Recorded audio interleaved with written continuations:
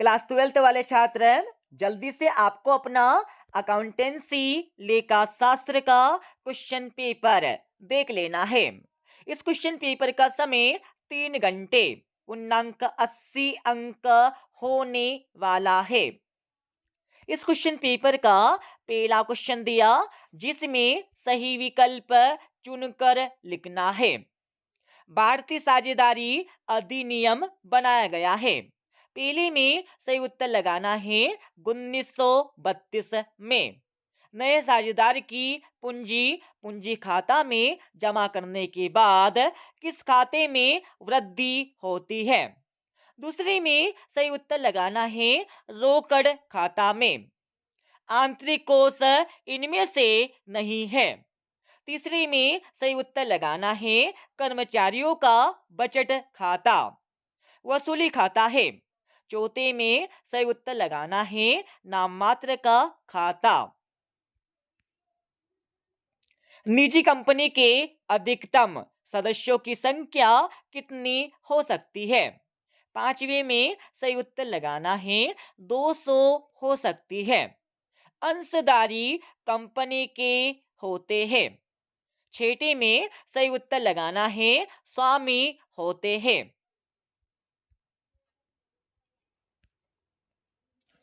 दूसरे क्वेश्चन में रिक्त स्थानों की पूर्ति करके लिखना है।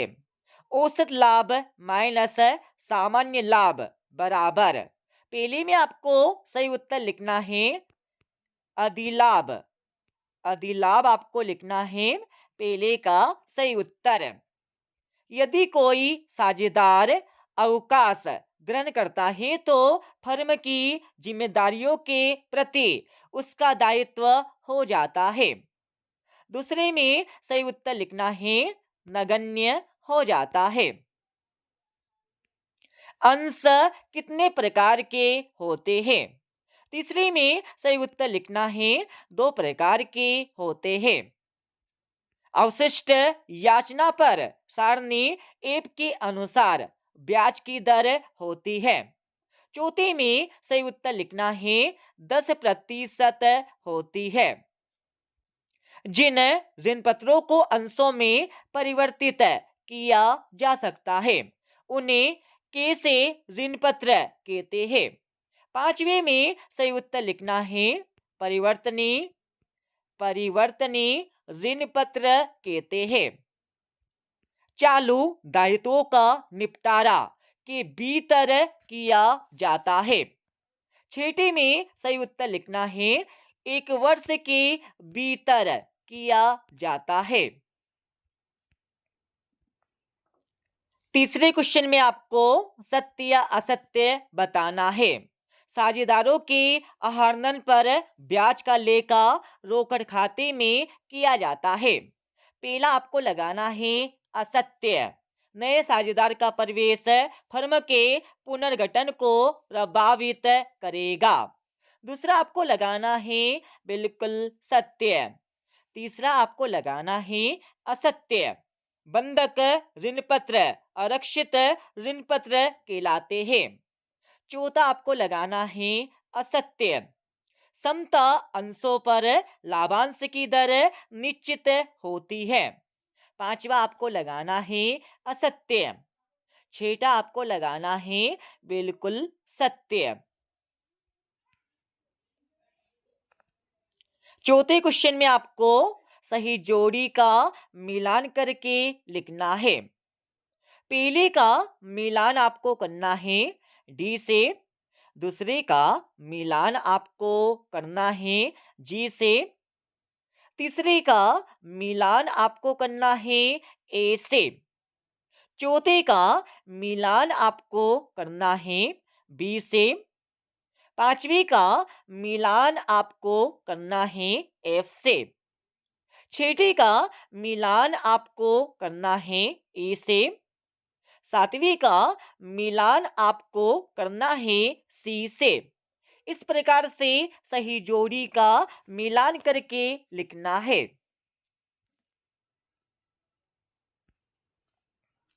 पांचवें क्वेश्चन में आपको एक वाक्य में उत्तर लिखना है।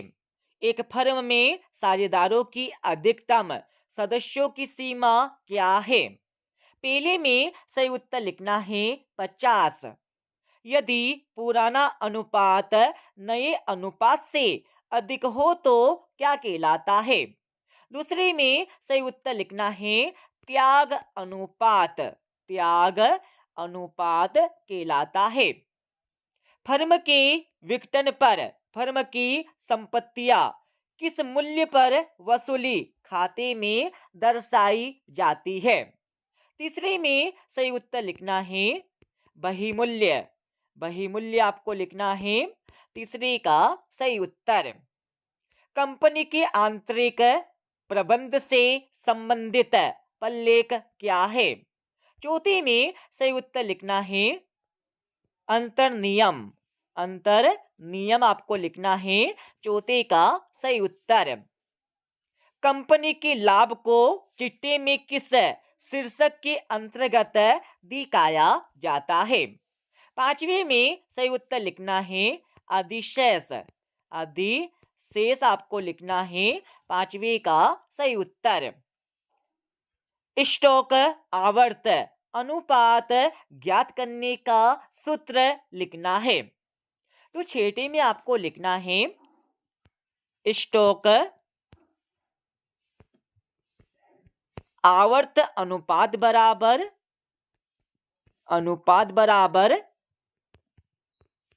बेची गई वस्तुओं की लागत बटे औसत स्टॉक। यह आपको लिखना है स्टॉक आवर्त अनुपात ज्ञात करने का सूत्र। विनियोग क्रियाओं का संबंध किन संपत्तियों से होता है? सातवें में सही उत्तर लिखना है दीर्घकालिक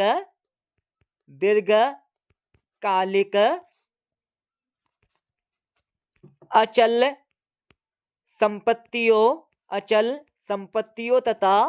संपत्तियों तथा अन्य दीर्घकालिक विनियोग से होता है। ओके। छठे क्वेश्चन में साझेदार से क्या आशय है? इसके बारे में लिखना है। साझेदारी संलेख का अर्थ बताना है। सातवें क्वेश्चन में त्याग अनुपात की गणना करके लिखना है। इसके अथवा वाले क्वेश्चन में नया लाभ विभाजन अनुपात ज्ञात करके लिखना है। आठवें क्वेश्चन में ख्याति के संदर्भ में क्रय वर्ष का क्या आशय है? आशय बताकर आपको लिखना है। नए साझेदार के कोई दो अधिकार बताना है। नौवें क्वेश्चन में एक साझेदार के निवृत्त होने के कोई दो कारण बताना है। इसके अथवा वाले क्वेश्चन में लाभ प्राप्ति अनुपात एवं त्याग अनुपात में कोई दो अंतर लिखना है। 10वें क्वेश्चन में वसूली खाते को परिभाषित करके लिखना है। साझेदारी के विघटन और फर्म के विघटन में दो अंतर बताना है। 11वें क्वेश्चन में कंपनी को परिभाषित करना है। 12वें क्वेश्चन में पंजीकृत ऋण पत्र से क्या आशय है? परिभाषा लिखना है। ऋण पत्र को परिभाषित करके लिखना है। 13वें क्वेश्चन में वित्तीय विवरण से क्या आशय है? आशय बताकर आपको परीक्षा में लिखना है। वित्तीय विवरण की दो सीमाएं लिखना है। 14वें क्वेश्चन में चालू अनुपात तथा तरल अनुपात में दो अंतर बताना है। इसके अथवा वाले क्वेश्चन में शुद्ध लाभ अनुपात की गणना करना है। 15वें क्वेश्चन में चिट्ठा से क्या आशय है? आशय बताकर आपको परीक्षा में लिखना है। आकस्मिक दायित्व से क्या आशय है? आशय बताकर आपको परीक्षा में लिखना है। 16वें क्वेश्चन में त्याग अनुपात और प्राप्ति अनुपात में अंतर बताना है। अगले क्वेश्चन में XYZ लिमिटेड ने 20 रुपए वाले 20,000 समता अंश पर 10% प्रीमियम पर जनता में निर्गमित किए। संपूर्ण राशि एकमुश्त प्राप्त हो गई। XYZ लिमिटेड की पुस्तकों में नकल प्रविष्टि ज्ञात करके लिखना है। पूर्वाधिकार अंशों के 3 प्रकार समझाना है। 18वें क्वेश्चन में ऋण पत्रों की कोई 3 विशेषताएं बताना है। अंशधारी एवं ऋण पत्रधारी में कोई 3 अंतर स्पष्ट करना है। 19वें क्वेश्चन में अच्छे वित्तीय विवरण के गुण लिखना है। 20वें क्वेश्चन में साझेदारी की कोई 4 विशेषताएं बताना है। इसके अथवा वाले क्वेश्चन में लाभ हानि नियोजन खाता तैयार करके लिखना है। 21वें क्वेश्चन में फर्म के पुनर्गठन की विभिन्न दशाएं समझाना है। ओके,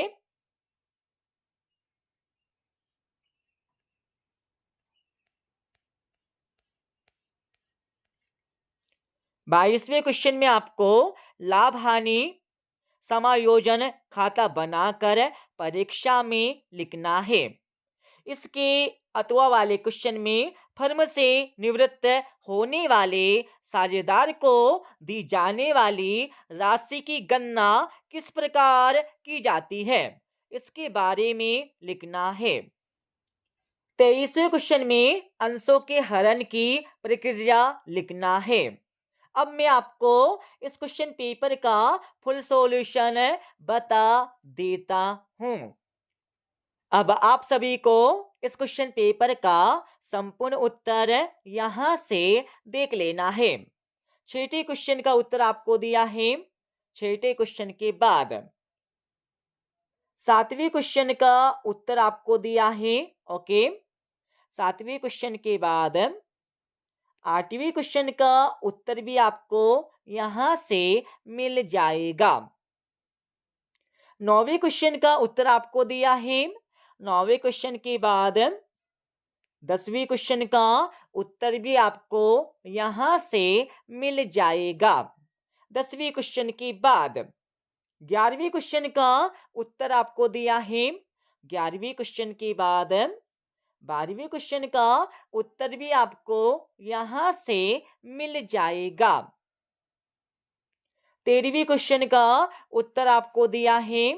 13वें क्वेश्चन के बाद 14वें क्वेश्चन का उत्तर भी आपको यहां से मिल जाएगा।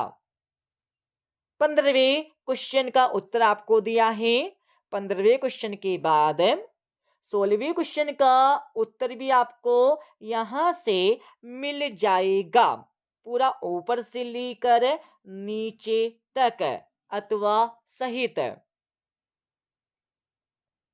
17वें क्वेश्चन का उत्तर आपको दिया है। ओके, 18वें क्वेश्चन का उत्तर भी आपको यहां से मिल जाएगा। 18वें क्वेश्चन के बाद 19वें क्वेश्चन का उत्तर भी आपको यहां से मिल जाएगा। 19वें क्वेश्चन के बाद 20वें क्वेश्चन का उत्तर भी आपको यहां से मिल जाएगा। ओके, 21वें क्वेश्चन का उत्तर आपको दिया है। 21वें क्वेश्चन के बाद 22वें क्वेश्चन का उत्तर भी आपको यहां से मिल जाएगा। 22वें क्वेश्चन के बाद 23वें क्वेश्चन का उत्तर भी आपको यहां से मिल जाएगा। इस प्रकार से हमने आपको इस क्वेश्चन पेपर का फुल सॉल्यूशन बता दिया है। ओके, मिलते अगले वीडियो में।